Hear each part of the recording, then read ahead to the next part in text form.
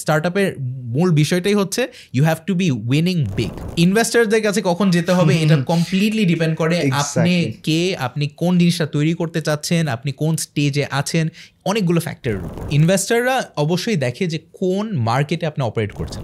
বাংলাদেশে সোফার venture capital বা স্টার্টআপরা রেজ করেছে রাফলি $900 million। When is the right time to approach an investor? So এরকম গ্রোথের কোন স্টেজটা আসলে আমাদের ইনভেস্টরটার কাছে যাওয়া উচিত? সো এটা ডিপেন্ড করে ভাই। সো কিছু ইনভেস্টররা হয়তো বা আইডিয়া স্টেজে ইনভেস্ট করে, কিছু ইনভেস্টররা আবার একটু ট্র্যাকশন, প্রোডাক্ট, মানে আদৌ আপনার জিনিসটা কেউ ইউজ করছে কিনা এটা দেখার জন্য অপেক্ষা করে।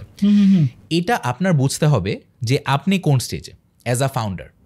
ফর এক্সাম্পল, আমি যদি আশনির গ্রোভার হই, আমি যদি এখন একটা আইডিয়া নিয়ে একটা ইনভেস্টারের কাছে যাই যে আমার নতুন ভারত পে 2.0 আইডিয়া আসছে, আমাকে তুমি $100 million দাও, আমি নতুন করে করব, হয়তো বা সে পেয়ে যাবে। কেন? Because Ashneer Grover has done something. সবাই জানে ওর ট্র্যাক রেকর্ড ভালো, ও করে দেখিয়েছে, রাইট? সো ওই স্টেজে আইডিয়া নিয়ে হয়তো বা রেজ করা পসিবল। কিন্তু লেটস সে আমি একজন ইউনিভার্সিটি স্টুডেন্ট, আমি মাত্র সদ্য পাস করেছি, আমার নতুন আইডিয়া আসছে, আমি এখনও নিজের জন্য ওই নামটা বানাইতে পারিনি বা বানাতে পারিনি বলা ডিফিকাল্ট, বিকজ অনেক সময় আছে আমার এই নামটা বানানোর। সো এই সময় আমার আরও বেশি প্রুভ করতে হবে নিজেকে, আমার আইডিয়াকে, আমার স্টার্টআপকে আরও অনেক কিছু দেখাইতে হবে। কি দেখাইতে হবে? I am the right founder for this startup. আমি প্রোডাক্টটা তৈরি করতে পারবো, আমি এই প্রোডাক্টটা তৈরি করলে মানুষজন আসবে। I am solving a real problem. I am creating a painkiller, not a vitamin. এমন কিছু ক্রিয়েট করছি যেটা মানুষ আদৌ চায়। And thirdly, আমার skills আছে to grow this into something big. Actually, fourth point হচ্ছে I have the vision to create something big.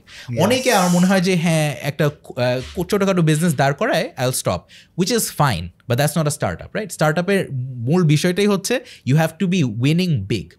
Right? একটা মার্কেটের একটা সিগনিফিকেন্ট পোর্শন নিতে হবে। সো যাই হোক, এই ভিশন, নিজের স্কিল সেট, নিজের একটা ট্র্যাক রেকর্ড, এরকম জিনিস থাকলে investors trust you more.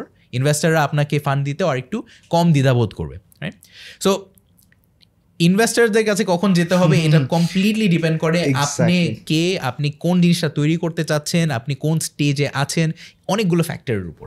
As well as মানে ক্যাটাগরি এবং বর্তমানে ওয়ার্ল্ডের ইকোনমিক স্টেটাস বা কোন অবস্থা আছে, অন সব কিছুর উপর ডিপেন্ড করে। ট্রু।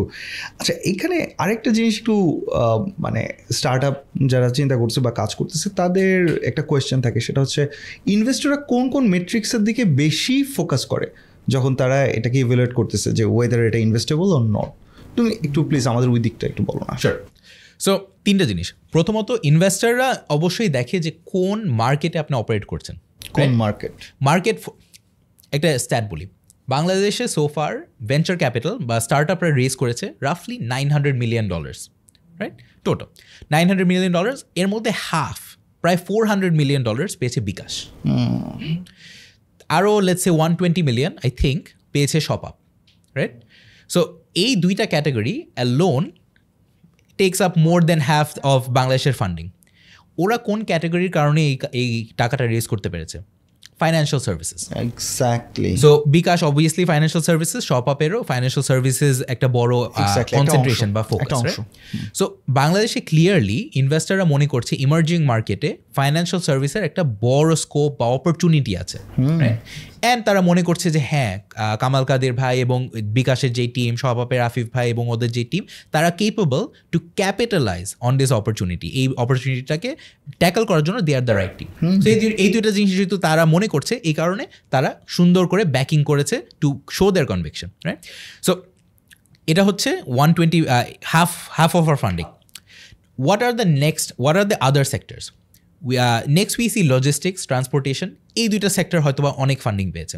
সো পাঠাও, ট্রাক লাগবে, লুপ, এরকম কোম্পানিগুলো যারা লজিস্টিক স্পেসে কাজ করছে, ট্রান্সপোর্টেশন স্পেসে কাজ করছে, তারাও ভালো ফান্ডিং পেয়েছে। We also see recently edtech, education technology সেক্টরটাও অনেক ফান্ডিং পাচ্ছে। সো শিখো, 10 Minute School, তারাও institutional backers such as Sequoia, wave maker partners, এদেরকেও তারা নিয়ে আসছে বাংলাদেশে। সো কারণটা কি? কারণ হচ্ছে এই ভেঞ্চার ক্যাপিটালিস্টরা মনে করছে যে হ্যাঁ, এই সেক্টরটা আদৌ পোটেনশিয়াল আছে এই বাংলাদেশের মতো কান্ট্রিতে। ইন্ডিয়াতে বাইজুস আছে, বাংলাদেশেও এরকম কিছু একটা করার সম্ভাবনা অনেক ভালো, রাইট? এডটেক যেহেতু একটা ইমার্জিং প্লেয়ার, অ্যান্ড বাংলাদেশে more than half of our population is under the age of 30 বছরের কম ইয়াং পপুলেশন। ওনাদের এডুকেশনে আমাদের আই থিঙ্ক আমরা সবাই এগ্রি করতে পারবো, কোচিংয়ে, টিচার্সের উপর, বই খাতার উপর আমাদের কিন্তু স্পেন্ড করতে দ্বিধাবোধ করি না আমরা। মা বাবারা এটা মনে করে গুড স্পেন্ডিং, সামনে ক্যারিয়ার আছে, বাইরে পড়তে যেতে হবে। সো এড টেক এই জিনিসটা হয়তো বা ইনভেস্টাররা মনে করছে এই রিজনে খুব ভালো একটা পোটেনশিয়াল আছে। সো যেটা বললাম, it's market, it's the sector, যেই সেক্টরে আমরা আদৌ কাজ করছি, ইটস দ্য ফাউন্ডার বা ফাউন্ডিং টিম, রাইট? সো যেটা বললাম, আইমান ভাইয়া 10 মিনিট স্কুল নিয়ে যখন কাজ করছে, ওনার অলরেডি এত সুন্দর একটা অডিয়েন্স আছে, রাইট? ওনাকে অনেকজন চিনে, এবং উনি যখন একটা কথা বলে মানুষজন দে পে অ্যাটেনশন, মানুষজন আসলেও চিন্তা করে যে হ্যাঁ কী বলছে, কেন বলছে, এক্সেট্রা। সো এটা তার একটা অ্যাডভান্টেজ।